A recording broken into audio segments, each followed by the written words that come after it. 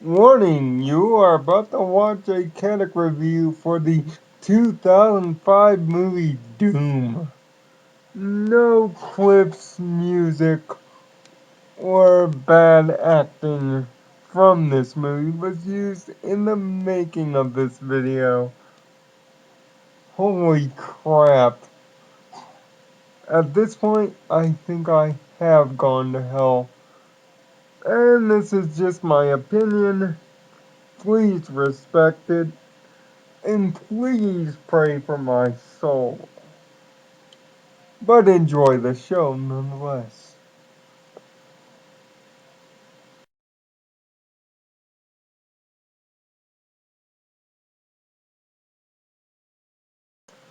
Welcome to the first Kadic reviews of 2013.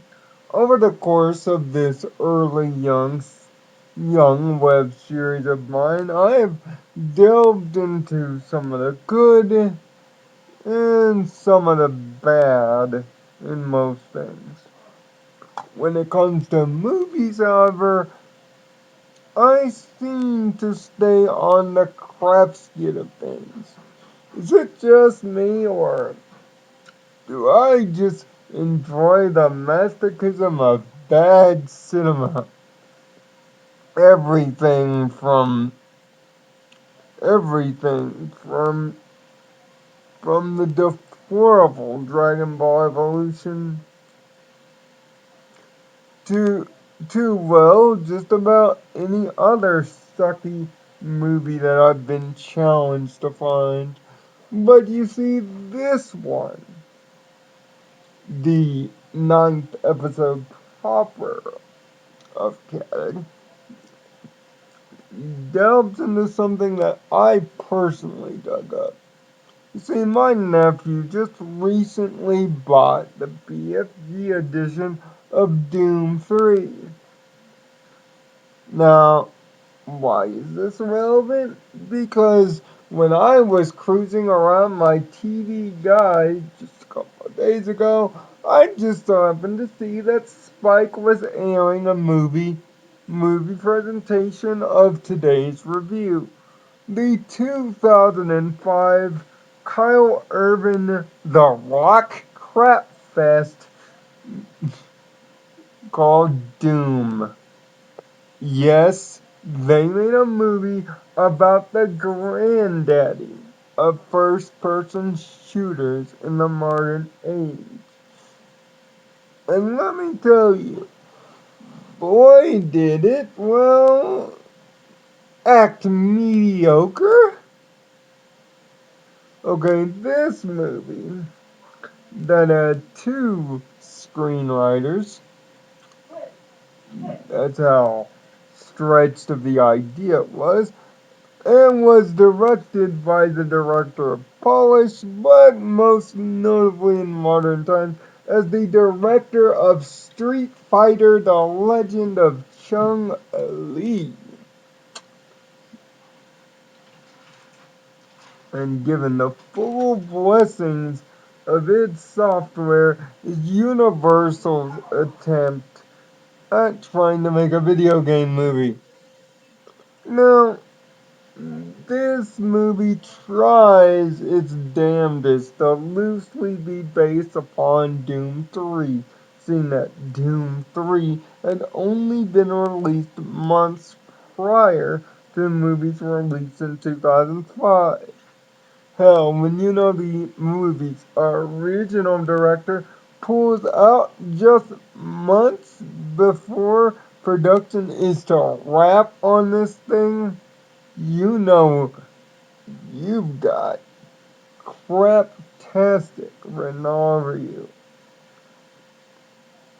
The movie takes place, well, ironically, on a research facility on Mars. A group of Marines led by Sarge, played by future WWE champion, here's looking at you, CM Punk, The Rock, leads a group of ragtag Marines to a recovery and contain mission. Each of these 6 nondescript soldiers are given no personality whatsoever, except for one, the character of Reaper, played by Kyle Urban, who has some personal baggage to deal with. So they all run up on Mars thinking it's going to be easy. And quite frankly, for a time, it pretty much is a bunch of bumps in the night, but nothing really critical. And yes, the set for the Mars facility is impressive. Impressive as all heck. Sometimes, even in bad movies, you can build great sets. The only help they get is, is by the help of the lovely Rosanna Pike as Kyle Urban's character's sister, and this guy that looks like he had a bad merger with a Segway by the name of Pinky. And yes, Pinky, really? I'm almost expecting the brain to say something about taking over the world right about here in this scene, but nah. And then all of a sudden people start, well, dying. See, people were already dying before the Marines got here, but seemingly the team and the remaining scientists who are alive get picked off one by one by the game's accurate portrayal of the creatures of hell. Every one of Doom's signature creatures are here, which will make Doom fans happy, and the visual effects and gore is oddly very nicely done. Well, when you got a $65 million budget to make this thing, they better be good. But some of Doom's signature weapons are seen but not really heard. Yes, the BFG is in the movie, but you only see it for about a scene or two, which is really disappointing. It's mostly assault rifle gunfire here. As things continue to break down, the lead scientist of the all place by the name of Carmack by last name. Ironic, yet very poignant reference to the creator of Doom, the somewhat legendary to some John Carmack, ends up getting infected. You see, instead of using Doom 3's original plot that the scientists were stupid enough and didn't understand what they were dealing with and accidentally unleashed the gates of hell upon the research facility on Mars, the guys that did the screenplay, Callahan, and Gavin Stieback, decide to turn the Gates of Hell plot into a Resident Evil virus plot. What? I didn't know hell was a contracted virus. If hell was a contracted virus, then we would all have it because eventually some of us, and me especially, for some of the things I dream about, are going straight to hell. As each member of the team gets chopped down one by one with their corny stereotypes and bad one-liners, we're all left with three main principles left. The Rock ultimately decides that everybody's expendable and lays the assault rifle beat down on all of them. Or should I say smackdown? See, in the beginning of this movie, The Rock turns out to be Face. By the end of this movie, however, he's taken a drastic heel turn when he is infected by the virus itself and becomes an egomaniacal fool looking to kill everybody. Kyle Urban's character, the one with emotional baggage, seems to be the only one that makes sense of the whole thing and rallies against his commander while trying to survive the hounds of hell. Ultimately, Samantha gets her ass saved, but it's time for one last brouhaha with the Hounds of Hell and ultimately the one-on-one matchup for survival between himself and The Rock. Now, here's where the movie actually does something quite impressive. In one of the final scenes of the movie, the movie shifts into the game's first-person viewpoint. As you see Calvin's character gunning down zombie after zombie, hellworm after hellworm, just to get to the main teleporter room that they call the Ark. The Face to try to get the heck out of there when he's only intercepted by the Great One. The Great One and Kyle Urban have a battle to the freaking death. With, of course, the white guy that kind of looks like Doom guy coming out ahead and ends up blowing him up with a grenade through teleporter. Chick gets saved and the credits roll. Yeah, the plot is not that good.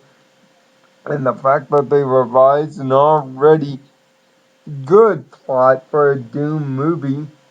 Shoot, this thing should have been a first-person horror film. The entire movie was done in the first-person view of the last 15 minutes.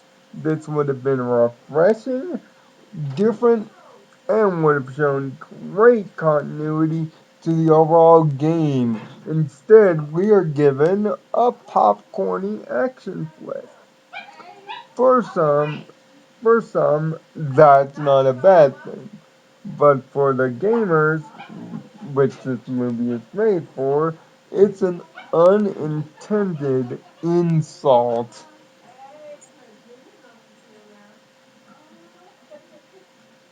Of, of course, The Rock knows, well, how to half-act, and he does a pretty darn good job, and everybody else in their minor, unimportant roles does well. Kyle Urban comes off as sympathetic, and Corbin, played by Samantha Corbin, played by Rosanna Pike, comes off as likable, kind of moody, but ultimately you want to see the beautiful blonde chick survive. But the game, but the movie completely fails to capture the atmosphere of the game, seeing that every time there's a spooky moment, the characters jaw off at the first sight of, oh, we're supposed to talk here, instead of letting the atmosphere fill the movie with dread, just like Doom 3 does. Plus, the music is decent for whatever music there is.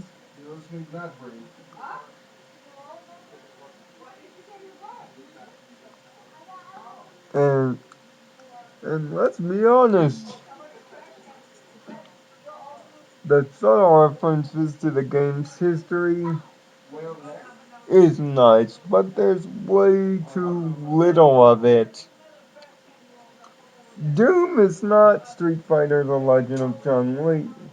Doom is not Super Mario Brothers, the holy shit bag of bad video game movies. It's okay. As a popcorn flick, good movie. And plus, fans of The Rock will definitely like this one. It's just too bad that after this movie, he went on to do Gridiron Gang, The Game Plan, The Tooth Fairy, and other crappy movies. Let's hope G.I. Joe Retaliation makes up for this craptastic history of celluloid. Stick to your day job, Rocky. Your other day job, of course.